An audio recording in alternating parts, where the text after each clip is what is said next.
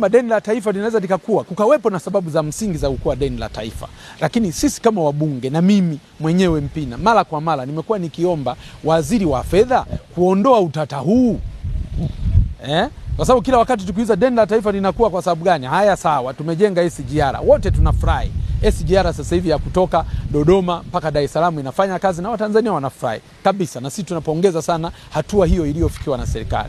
Tunazungumzia bwawa la Mwalimu Nyerere tulilolisubiri kwa hamu kubwa na tulisimamia kwa udi na uvumba kuhakikisha kwamba fedha zinapatikana na bwawa linajengwa. Tunashuhudia miradi mikubwa kama ya daraja la Busisi kule kujengwa na kukamilika. Yote hayo ni tunataka fedha la deni la taifa linavyokuwa linatupa mashaka makubwa. Tunataka tuone jedwali linaloonyesha kama ni bwawa la Mwalimu Nyerere zilienda shilingi ngapi za mikopo, kama ni SGR zilienda shilingi ngapi, kama ni Busisi tulipeleka shilingi ngapi, vis-a-vis hela tulizopokea, hela za mikopo tulizopokea ndani ya hii miaka 4 vis-a-vis miradi iliyotekelezwa. Tunataka tuone kuna shida gani kuleta lile jedwali. Waziri wa fedha kila wakati tunamuomba kufanya hivyo, hataki kufanya hivyo. Nini sababu inayopelekea waziri wa fedha ashindwe kutoka kwenye bunge ambalo ndio mamlaka iliyowekwa na wananchi kwa ajili ya kupokea taarifa kwa niaba yao, akatueleza haya mambo yote haya? Na ndio maana hakuna mtu ambaye leo anaweza akadeny utekelezaji wa miradi mikubwa ya kimkakati iliyotekelezwa.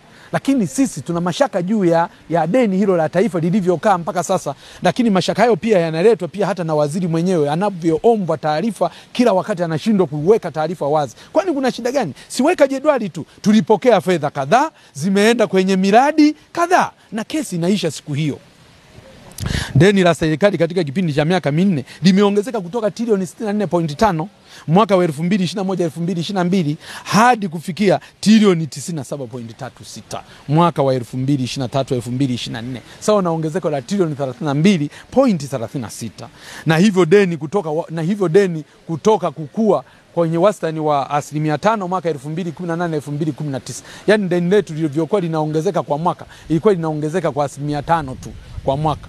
Sasa hivi deni letu la taifa kwa mwaka linaongezeka kwa 18%. Yani kutoka mwaka mmoja kwenda mwaka mwingine deni linaongezeka kwa 18%. Kile ni kiwango kikubwa sana cha ongezeko la deni la taifa.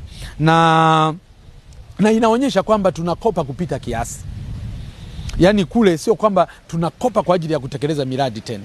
Yani hiyo ni ishara ya kwamba tunakopa kupita kiasi. Ukishakopa kupita kiasi tu tayari unakuwa umetengeneza tatizo jingine. Na ni kwamba naweza kusema kwamba badala ya concentrate muda wake mwingi kwa ajili ya ukusanyaji wa mapato ya serikali, yeye ana concentrate muda mwingi kutafuta mikopo kutafuta mikopo nje ya nchi. Wakati kumbe ilikuwa na uwezo tu wa kusimamia mifumo ya kodi hapa nchini, ya kusimamia walipa kodi hapa nchini, ikakusanya mapato hayo ambayo inahangaika kutafuta leo na kuwaingiza Watanzania kwenye deni kubwa na mzigo mkubwa wa madeni.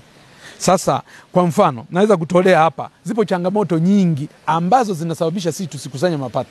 Kwa mwaka mmoja tunaweza kukusanya mapato mara 2 au mara 3 ya hizi mikopo ambayo tunaenda kukopa sasa hivi nje ya nchi. Kwa mfano kodi zinazobishaniwa katika mapingamizi ya kodi, yani katika mamlaka za rufani, TRAP na KET, kwa muda mrefu imefikia mpaka trilioni 10.5. Sasa kama TRA inakusanya mapato, kwa sababu trilioni 10.5 ni zaidi ya 30% ya mapato, ni zaidi ya 30% ya mapato yanayokusanywa na TRA. Sasa kama unaweza kwa mwaka mmoja ukawa na mapingamizi yenye thamani ya trilioni 10.5, kwa hiyo maana yake ni kwamba una maeneo mengi sana ya kodi ambayo huyakusanyi. Lakini la pili, una mifumo ya tehama isiyo na usalama na ambayo inaruhusu mtu kubadilisha takwimu na mapato inaruhusu kubadilisha takwimu. Lakini hata hivyo inaruhusu hata mtu anaweza kadirect fedha hizo zikaingia kwenye akaunti yake. Yani fedha za umma umezikusanya vizuri, ukatoa na risiti vizuri, lakini zile fedha zinaingia kwenye mifuko ya watu, kwenye akaunti za watu. Sasa una mifumo ya tehama yenye isiyo na usalama kwa kiwango hicho. Nini unatarajia? Huwezi kukusanya mapato kama una mifumo ya tehama ya ukusanyaji wa mapato ambayo mtu yoyote anaweza, kwanza haina usalama. Maanake mtu, baadhi ya mifumo ya tehama ambayo haina usalama, maanake vamizi yoyote yule wa mitandao anaweza kaingia kwenye mfumo huo, akafanya uvamizi wake, akadirect zile fedha zinazokusanywa siingie kwenye akaunti yake.